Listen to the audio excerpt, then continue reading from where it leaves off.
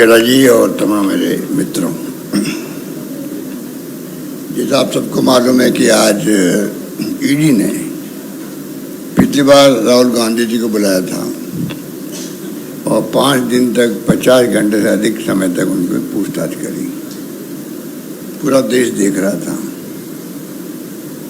और आज सोनिया गांधी जी को बुलाया है, जिसके बारे में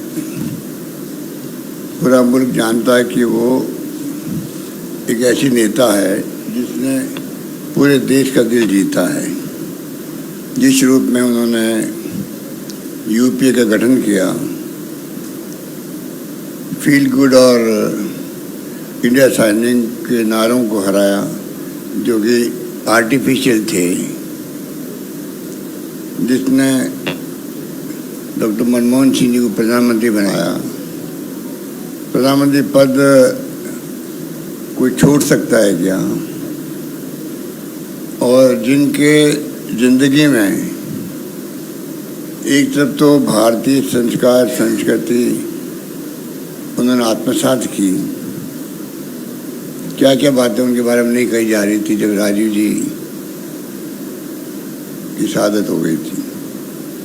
और जिस महिला नेता के रूप में उन्होंने देखा है, एक पारिवारिक महिला के रूप में भी, कि उनके हाथों में इंदिरा गांधी जी की शहादत हुई, जो एक महान नेता थी देश की। बांग्लादेश जिस रूप में बना उस जमाने के अंदर, पाकिस्तान के 2 टुकड़े हो गए। दुनिया के इतिहास में ऐसा कहीं नहीं सुना होगा कि 90,000 सैनिकों को, अधिकारियों को सरेंडर करवा दिया हो एक मुल्क के, जो हमारा दुश्मन मुल्क है, जिसने इंदिरा गांधी ने हरित क्रांति करी, गरीबी हटाओ की बात करी, सब कुछ किया देश के लिए। उनको शहादत हो गई पर देश को एक अखंड रखा। राजीव गांधी शहीद हो गए, उनके पति थे, उनकी सास शहीद हो गई देश के लिए, उनके पति शहीद हो गए देश के लिए। इस सरकार को इतनी भी शर्म नहीं आती है कि आप किस महिला को किस रूप में आप व्यवहार कर रहे हैं। ईडी वाले उनके घर जाके बयान ले सकते थे, कई बार लेते हैं, ईडी वाले घर जाते हैं, बयान देते हैं, कोई नई बात नहीं है। मोतीलाल बोरा जी के बयान लेते घर जा करके। पर जिस रूप में उनका रवैया जो है वो बहुत निम्न स्तर का है, कहना चाहिए कि निम्न स्तर का है। उनको चिंता नहीं देश क्या सोच रहा होगा। कांग्रेस शासन में हमेशा हर फैसला ऐसा होता था कि मीडिया में कोई इशू बन गया तो दुनिया, देश क्या सोचेगा, और मुख्यमंत्री को इस्तीफे, रेल मंत्री का इस्तीफा, लॉ मिनिस्टर इस्तीफे हो जाते थे। इनके डिक्शनरी में बातें तो है ही नहीं। इसलिए आज सोनिया गांधी जी को जिस रूप में बुलाया गया वो बेहतर तरीके से हो सकता है। हम जानते हैं, मानते हैं, कानून सबके लिए समान होता है, पर इनके शासन में कानून सबके लिए समान नहीं है। इनके लिए जो एनडीए में आता है, घुस जाता है, बीजेपी ज्वाइन कर लेता है, उसके लिए कानून बदल भी जाता है। जैसे शिवसेना के कई लोगों के बुला के बयान लिए गए, और जब वो इनको ज्वाइन कर गए पार्लियामेंट के मेंबर, तो वो तमाम बातें समाप्त हो गई उनके लिए। इनका जो 2 कानून बना रखे हैं देश के लिए, विपक्ष के लिए अलग है और इनके खुद के लिए अलग है। इस प्रकार आज ये मुल्क चल रहा है और ऐसा केस हाथ में लिया गया है जो जिसका हक है ही नहीं। ईडी को मनी लॉन्ड्रिंग कहाँ हुई है? ईडी को चाहिए एक प्रेस कॉन्फ्रेंस करे, देश को बताए हम राहुल गांधी को, सोनिया गांधी जी को क्यों बुला रहे हैं, इनके ऊपर अमुक आरोप इस प्रकार के जो कि ईडी में आते हैं। आज ईडी को जिस रूप में मिसयूज कर रहे हैं सरकारों बदलने के लिए, ये खतरनाक ट्रेंड है। ये लोकतंत्र की भावनाओं के भी आप समझ सकते हो कि कुचला जा रहा है उसको भी। मैंने बार बार कहता हूँ कि देश में संविधान की धज्जियां उड़ रही है, देश में लोकतंत्र खतरे में है, ये उसके उदाहरण है। इस रूप में आज ये मुल्क चल रहा है। लोग, पूरे देश के लोग डरे हुए हैं, सहमे हुए हैं और घुटन महसूस कर रहे हैं। देश के अंदर घुटन महसूस कर रहे हैं। ये समझ नहीं पा रहे हैं, इनको नहीं एहसास है कि कभी जनता का मूड बदल भी सकता है। अभी आपने हिंदुत्व के नाम पे जो हर व्यक्ति के धर्म की बात आती है तो व्यक्ति साथ खड़ा हो जाता है। हमारी लड़ाई विचारधारा की है, देश को बचाने की है। उसीलिए आज पूरे देश के कांग्रेस जन प्रदेशों के अंदर, जिलों के अंदर धरने कर रहे हैं, प्रदर्शन कर रहे हैं, मैसेज देने के लिए। अब भी आप, ये तो लोकतंत्र के गहने हैं, धरने हो, प्रदर्शन हो, विरोध प्रकट हो, इसको तो टॉलरेंस पावर हो, ये तो लोकतंत्र में आवश्यक है। आज अगर ये होते हमारी जगह तो आज आग लगा देते, तोड़फोड़ करते। इनकी फितरत ये है।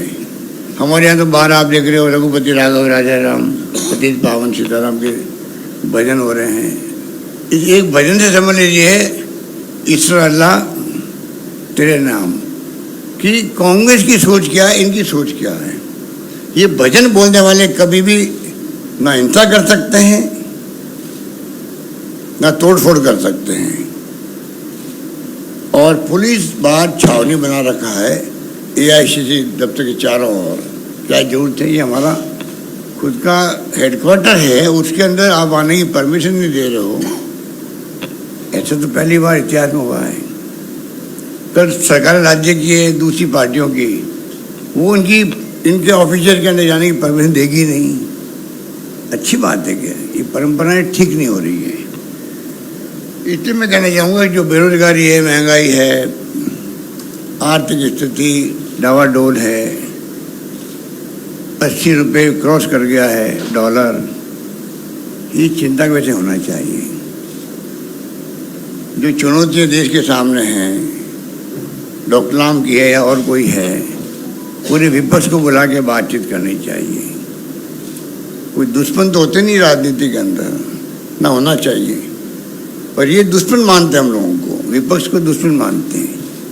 अभी भी आप हैदराबाद में भी मोदी जी ने कहा रीजनल पार्टियों के बारे में भी और सबको, ये जो है वंशवाद चल रहा है। तो ये जो इनका टारगेट है विपक्ष, पहले कांग्रेस मुक्त भारत की बात करते थे, अब इनकी मंत्रा है विपक्ष मुक्त भारत बने, डिक्टेटरशिप हो देश के अंदर। उस दिशा में देश जा रहा है। हर देशवासी को चिंता होनी चाहिए। और मैं समझता हूँ कि इनके रवैये जब से आए हैं तब से देख रहे, गोवा, मणिपुर, कर्नाटका, मध्य प्रदेश और महाराष्ट्र, ईडी इनका बहुत बड़ा डेमोक्रेसी में हथियार हो गया सरकारों को गिराने का। इससे घटिया बात कोई हो नहीं सकती कि आप एक एजेंसी के माध्यम से मेंबर पार्लियामेंट डरा करके, धमका करके, और आप सरकार बदलते हो और गर्व महसूस करते हो। इनकी अंतरात्मा पता नहीं गर्व महसूस करती होगी, शर्म महसूस करती होगी, वो तो मैं उनको पूछ नहीं सकता हूँ। पर हालात देश में यही है जिसमें सब लोगों को लगता है ये हो क्या रहा देश के अंदर। इन स्थितियों में हम लोग चल रहे हैं।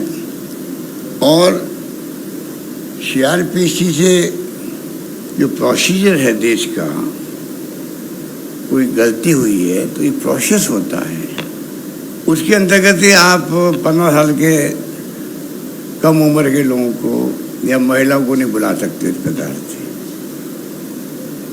सच सम्मान उनसे बात करो। वैसे भी किसी भी अपराधी जब आरोपित होता है तो कम से कम जब तक वो सिद्ध नहीं हो कि ये इससे जुर्म किया है, तब तक आप कैसे उसको अपराधी मान सकते हो? ये तो और मामला अलग तरह का है। पर इनके लिए तो वही है कि जो इन्होंने ठान ली है वो हमें पूरा करना है। इसलिए मैंने कहा देश में भय का माहौल है और देश में माहौल घुटन का है, इसको समझने के प्रयास नहीं कर रहे हैं। गांधी परिवार को ही क्यों कर रही है, जिसने इतनी सेक्रीफाइस किया है, त्याग किया, बलिदान किया। मोतीलाल नेहरू के वक्त से ही पंडित जवाहरलाल नेहरू की कोई उपलब्धि थी नहीं इनकी दृष्टि के अंदर। आज 75 वर्ष मना रहे हैं अमृत महोत्सव। नाम तो एक से एक बढ़ करके देने के लिए इनकी जो फितरत है आरएसएस बीजेपी, उसका तो कोई मुकाबला नहीं है। पर जिस प्रकार से ये अमृत महोत्सव मना रहे हैं, मैं कहना चाहूँगा इनसे कि आप हर घर तिरंगा लगाने की बात करते हो, उसके पहले कम से कम आप देश की जो उपलब्धि है 75 वर्ष की है कि देश छोटी सी होने क्या था आज क्या है, वो तो बताओ देशवासियों को, वो गर्व महसूस करे। और 13, 14, 15 को जो प्रोग्राम दिया गया है इनका हर घर तिरंगा, उसमें वो आगे आ सके, ये तो करो कम से कम। पर आपको तो खाली परसेप्शन पैदा करके राजनीतिक लाभ उठाना है, उसके अलावा आपका कोई। तो ये तमाम बातें जितनी करें उतनी कम आप लोगों से। आप तो खुद एक्सपर्ट हो क्या हो रहा देश के अंदर। हमें चिंता है कि जो प्रीमियर एजेंसीज है, ईडी, सीबीआई, इनकम टैक्स, उसकी क्रेडिबिलिटी ये कम कर रहे हैं दबाव दे करके, और इतना दबाव उनके ऊपर है तो आप देख रहे हो। दबाव में काम करें, प्राइवेटली वो खुद ही करें कि हम क्या कर सकते हैं, ऊपर से आदेश आता है। एक दिन पहले कल छापा डलाओ, जबकि पहले रेखी होती है, असेसमेंट होता है, उसके बाद में छापे पड़ते हैं। पर यहाँ तो और ही चल रहा है। ये मामले बड़े गंभीर है, इसलिए मैंने आपसे सोचा कि आपसे मैं भी रूबरू हूँ, इसी बहाने आपसे कुछ बातचीत भी होगी। और जो हालात सबके सामने मैंने बता दिया आपको। तो सोनिया गांधी जी को आज बुलाना, मैं इसकी निंदा करता हूँ। इनको चाहिए था कि उनके घर जा करके वो बयान लेते हैं उनके, लेना ही था। तो पहले तो कोई दम है नहीं इस केस के अंदर। नेशनल हेराल्ड जब से मैं राजनीति में आया हूँ तब से देख रहा हूँ, ऊपर जवाहरलाल नेहरू का जो कंपनियों के सिस्टम होते हैं उसके अंतर्गत वो उसको मजबूत करने के लिए एक नेशनल हेराल्ड भी हम हिंदुस्तान टाइम्स की तरह, टाइम्स ऑफ इंडिया की तरह क्यों नहीं आगे बढ़ने का प्रयास करें। हालांकि पॉलिटिकल पार्टी के अखबार उस लिमिट तक जाते नहीं हैं, हम जानते हैं। जैसे 5-6 नहीं उनका है, ऑब्जर्वर है। कभी कांग्रेस ने कोशिश की किया उसको नेश नाबूद करने का, उसको बंद करने का। पर ये चाहते हैं कि अखबार नया खड़ा क्यों हो। तो दो बातें हैं, एक तो ये अखबार क्यों ये मजबूत बने, शुरुआत में इसको क्रश कर दो। इतने तमाम इस केस को बना करके उलझाया जा रहा है। नंबर 2, उदयपुर डिक्लेरेशन जो हुआ है, उदयपुर डिक्लेरेशन जिसमें पदयात्रा के प्रोग्राम भी थे, 2 अक्टूबर से भारत जोड़ो अभियान था। डिक्लेरेशन के अंदर जो भावना प्रकट हुई है देशवासियों के सामने कांग्रेस की, उससे मोदी जी, अमित शाह जी चिंतित हो गए। उसी दिन से तय कर लिया और इमीडिएटली नोटिस दिए गए सोनिया जी को, राहुल जी को। और उसी ढंग से आप देख रहे हो कि जो तमाशा हो रहा देश के अंदर, जिस रूप में बुलाया जा रहा है, जिसमें 5 दिन तक, मेरे ख्याल से तो मेरी दृष्टि में कभी देखा नहीं 5 दिन तक किसी को बुला के ईडी वाले बयान ले रहे हो लगातार और घंटों। ऐसा एक भी केस ऐसा देश में नहीं होगा। जबकि बड़े बड़े केस देश के अंदर क्रिमिनल के होते हैं, मनी लॉन्ड्रिंग के होते हैं, पर उनके लिए कोई हाथ नहीं डालेंगे। और इनकी ईडी की हालत देखिए आप, करीब 1700 छापे डाले इन्होंने, 1700 छापे डाले और 1569 स्पेशल इन्वेस्टिगेशन इन्होंने किए हैं। 0.5% इनकी कन्विक्शन रेट है इनकी, ये इनकी स्थिति है। तंग करो, घंटों दिनों तक पूछताछ करते रहो, कई दिन तक डिमोलिश कर दो उस परिवार को भी, उसके मिलने वालों को भी, उस पार्टी को भी जिससे वो संबंधित रखता है या सिंपैथी रखता है, उसको बाद में भूल जाओ उसको। ये भी देखने में आ रहा है, जहाँ जहाँ छापे डालते हैं, जहाँ जहाँ कार्रवाई करते हैं, चुनाव खत्म हुआ नहीं, इनका मकसद पूरा होना चाहिए। अभी घबरा हुए उदयपुर डिक्लेरेशन लेकर के मकसद पूरा होगा तो वो भूल जाएंगे कि कोई केस भी हमारे पास में है क्या। ये है इनकी स्थिति, बड़ी चिंताजनक स्थिति है। उसका हम कोई घबराने वाला नहीं है। सोनिया गांधी जब से देश में आई है इटली से खूब चलाया लोगों ने कि बाहर की इंदिरा गांधी सोनिया गांधी इटली की है कि आपको एक व्यक्ति नहीं मिलता देश का जिसको आप कांग्रेस अध्यक्ष बना सको। ये जुमले सुनते थे हम बचपन के अंदर 20-30 साल पहले भी। पर उस महिला ने जिस प्रकार की संस्कृति संस्कार अपनाए देश के अंदर, हिंदुस्तान की एक महिला जो है उससे वो कम नहीं है, बल्कि आज लोहा मानती है महिलाएं भी, पूरा देश लोहा मानती है। दुनिया का इतिहास जानते हैं, दुनिया के अंदर जो महिलाएं जिनके पति के साथ हादसे हो गए, चाहे वो जॉन ऑफ कैनेडी हो चाहे कोई भी हो, वहाँ के महिलाओं में और यहाँ की महिला जिस रूप में इन्होंने अपना जीवन व्यतीत किया है और पार्टी के लिए जो जान लगा दी इन्होंने, उसको कांग्रेस जन कभी भूल नहीं सकता। इस परिवार की क्रेडिबिलिटी हाईएस्ट 70 साल के बाद में भी है। इसलिए आज पूरे देश के सभी भाषा जानने वाले, सभी जातियों के, सभी वर्गों के लोग, सभी क्षेत्रों के लोग, चाहे वो नॉर्थ के हो, ईस्ट के हो, वेस्ट के हो या साउथ के हो, वो जुड़े क्यों हैं?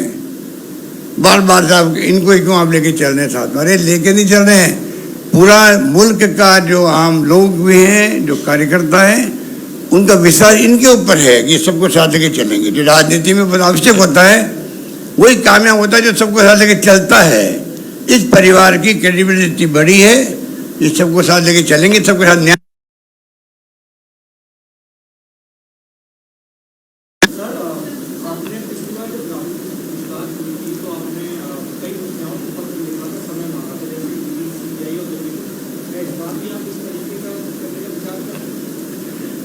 मैंने पत्र नहीं लिखा था, मैंने मेरे ऑफिस से इतला करवाई थी कि मैं सीबीआई के डायरेक्टर से, ईडी के डायरेक्टर से मिलना चाहता हूँ, इनकम टैक्स के सीबीडीटी के चेयरमैन से। तो उनको बताना चाहता हूँ कि आप लोगों के बारे में देश में क्या धारणा बन रही है। आपके खुद के जो फैसले, रेड हो रही है, दमन हो रहा लोगों का, उद्यमी हो, व्यापारी हो या और कोई राजनीतिक पार्टी जुड़ा हुआ व्यक्ति हो, जैसे राजस्थान में प्रयास हुआ सरकार गिराने का, तब भी एक साथ में 5 जगह छापे पड़े थे। इधर मेरी मीटिंग चल रही, इधर मेरे पिछवाड़े में छापे पड़े। जो इंडस्ट्रीज भी नहीं होते उनके छापे डाल दो, मेन आदमी है तो कोई। ये सब धंधे उस पर भी इन्होंने किए थे, ये करते रहते हैं। इसलिए ये कोई नई बात हमारे लिए नहीं है।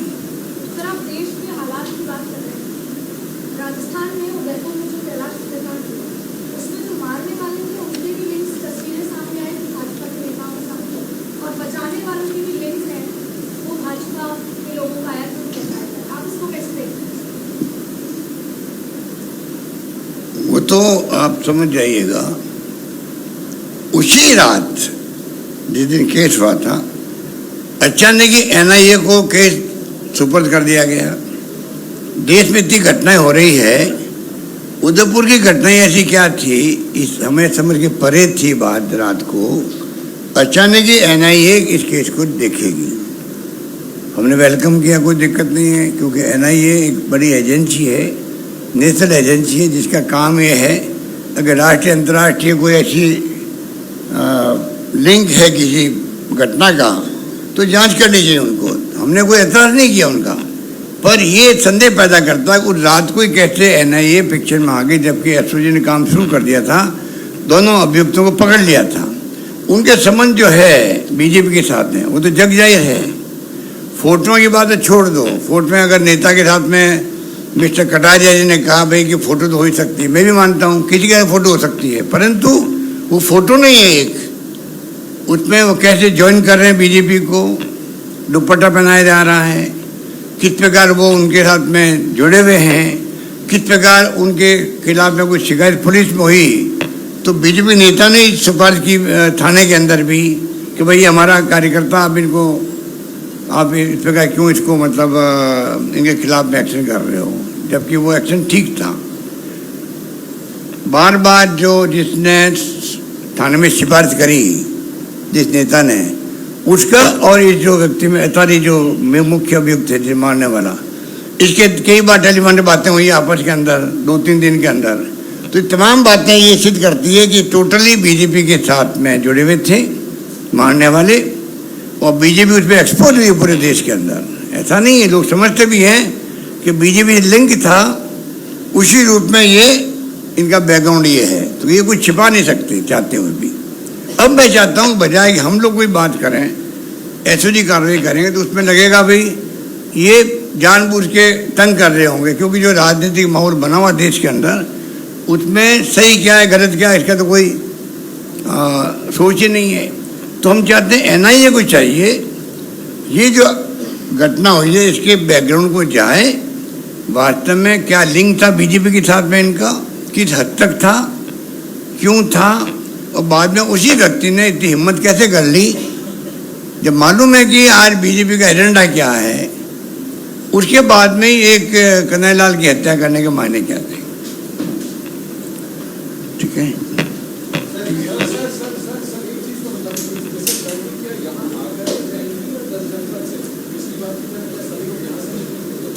वो आप जरा उनसे पूछ लीजिए,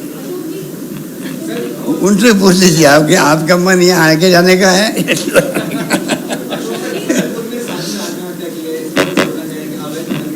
देखिए उसके लिए हम लोगों ने पहले ही फैसला कर लिया था, बड़ा फैसला किया है। वो चाहते थे फॉरेस्ट में लैंड जाए, और एक व्यक्ति ऊपर चढ़े हुए थे, एक साधु ऊपर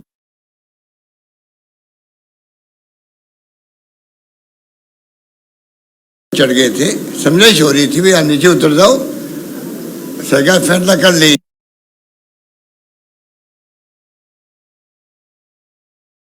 प्रोसेस फॉरेस्ट लोग ध्यान रखें, इलाज करवा रहे हैं।